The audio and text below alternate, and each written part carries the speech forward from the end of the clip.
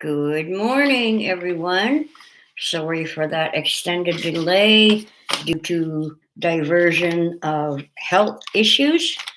But I'm back and I'm going to put 3 sections up today for your pleasure. Okay, chapter 44. Bridges thought, thank God. He gathered up his lawyerly props and MJ and went to a small room in the basement of the courthouse. He sent out for some drinks and sandwiches. While they were waiting for the sandwiches, Mark looked across the table at MJ and huffed. Well, now, what do you have to say about the juicy piece of evidence that was spit in the jury's eyes this morning? I thought these people were all about peace and love. She heaved a heavy sigh and answered, I should have known. If there was any way to find shit, they'd find it. It's a quote wildly out of context. Like the famous Bible quote that's perverted into the statement, there is no God. If you go back and look at the context, you'll see it actually reads, the fool has said in his heart, there is no God. This is the same kind of thing. Give me your tablet and I'll show you. She keyed in the appropriate address and searched for the tags. Drop, atom bomb, America, and showed him the truth of what she was saying. There's the quote she read. All this does not mean that terrorists are good hearted people who are trying to make us see the truth. It means that wanting to work only for ourselves will eventually cause at least some of us to justify doing whatever we feel like as long as it pleases us. From a self centered perspective, it is perfectly justified to drop an atom bomb on America if I don't like its president, to put a bullet through my neighbor's chest if his dog poops on my lawn, or murder dozens of innocent college kids because I got up on the wrong foot today. But will this make anyone happy, even the wrongdoer? First, everyone must thoroughly understand and explain to his surroundings that the well being of society, which is the well being of the state and the well being of the world, are completely interdependent. Thus, well being of the individual, well being of the state, and the well being of the world are all interdependent. Only if we decide to work together to achieve that kind of society, will we survive. And further on, it says, if we choose to behave as does the whole of nature and dedicate ourselves to our fellow person, we will become similar to nature's law itself. That is, we will be working in the same way as nature in reciprocity and interdependency, veering away from self centeredness. This will grant us much more than a comfortable life. Mark read the whole of the actual article the PowerPoint quote had extracted from and leaned back in his chair and sighed and breathed out a word shit. He bookmarked the site and hoped for no more nasty surprises today. At 2, the court resumed session. The judge looked tired and pained. The DA looked confident in his charcoal gray Seville Row suit and Rolex. MJ and Mark took their places at the defendant's table. The screen was still up. What next? Mark wondered. Delbert Mansfield asked for the technophile to put up the next page on the screen. Addressing the assembled, he stated, I'd like to draw your attention to Exhibit B, and read, the situation with Israel in relation to its neighboring Muslim countries, the restoration of Nazi regimes, the behavior and practice of religious leaders, the increase of hatred. He paused for effect, went on, and now I'd like to call MJ Hope to the witness stand. The room went silent. No one expected MJ to be called forth to testify so soon. Before MJ stood, she stole a glance at Mark that worried her.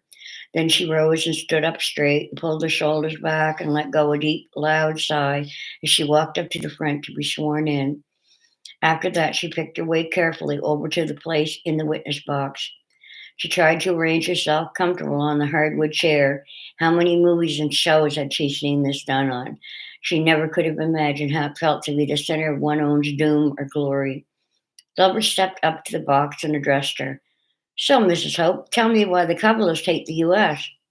The Kabbalists do not hate the U.S. This quote is out of context, the same as the one this morning. The Kabbalists don't hate any group. Hate is the antithesis of everything they believe.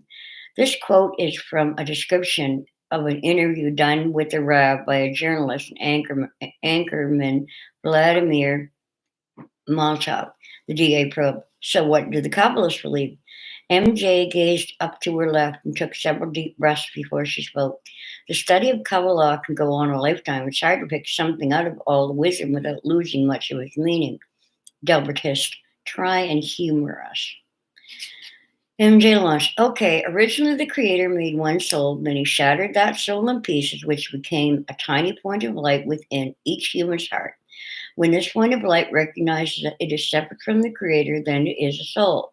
Our lifetime is a dance with the Creator, pushing us away from Him so we will know the pain of separation, and pulling us close so we will know the delight of being close and have the desire to reunite with all the souls as one. The Institute is teaching anyone who wishes how to reunite all the points in the heart, the souls of humanity, as a result of loving one's brother as oneself. So you see, there's no terrorism, only love. Delbert referred to the notes on his desk and then inquired, so you're saying they don't practice suicide or cannibalism? MJ threw her head back in the chair and gasped. Oh my God, absolutely not. Where did you get that? Oh, I know. There's a site set up by somebody's mother who committed suicide who'd been involved with the Institute. Do you realize how many schools will be on the list of places where youth were attending who committed suicide? Cannibalism. Where on earth did you come up with that? DA told the operator to play the clip. In the video, the head man was talking about death and rebirth as a reset to spiritual development and the sale of meat from the remains of those who were killed by guillotine during the French Revolution and how all the rituals we go through for dead are unnecessary. When it was finished, MJ followed with, it doesn't promote suicide. It simply points out that spiritual evolution doesn't all happen in one lifetime. And he wasn't promoting cannibalism, but giving an analogy of the many different ways cultures deal with the dead bodies. Some treat the dead with deference, while others like meat. It's all about what you believe the door to death leads you into. The whole time MJ was speaking, Bridges was scanning through the website, trying to find the files on the screen. As at last he found defense, he sent the file to the techie to display for the room. This was what the Rav has to say about suicide. It's permitted. It is available and accessible to every person as a purpose of one's existence. Otherwise, we wouldn't be created. When you show that to a person, I think that is why Judaism is right in not even discussing suicide. How is it possible if you know you have such a sublime goal, eternal and perfect, where you extend every limitation of this world? What can suicide be? It's inconceivable. And besides, what is suicide? If you put an end to this existence, by that you don't erase yourself from creation. You come back, you continue, and you carry this deed with you. The judge and jury read the words. There was some mumbling from the back corner. MJ read the transcript and smiled as she sat back in her chair. The DA shook his head and huffed and announced, no more questions. Stiffly, MJ rose from the seat and carefully made her way back to her place at the table beside her lawyer. He looked over at her when she was at eye level and saw her smile and nod several times. It was one of the few times he ever saw a smile on her face. The first time was when she talked about her wife. MJ tried to stretch discreetly under the table. She took in a full load of air and slowly let it out as she pushed the oil out through pursed lips, symbolically spewing out negativity and tension. She was hoping that this day was over and that back in her cell or yet home with her honey, she was brought back from her daydream by the announcement that the court would reconvene tomorrow. The DA and defense attorney gathered before the bench in a huddle with the judge. Mark Bridges uttered, thanks for the heads up on that website, as he glared at the other lawyer. The judge interjected, now let's be gentlemen and play fair. No more surprise attacks, he directed the DA. The DA shrugged it off and tossed back to Bridges. Heads up tomorrow, we will demonstrate the threat to our national security. And that's the end of chapter 44.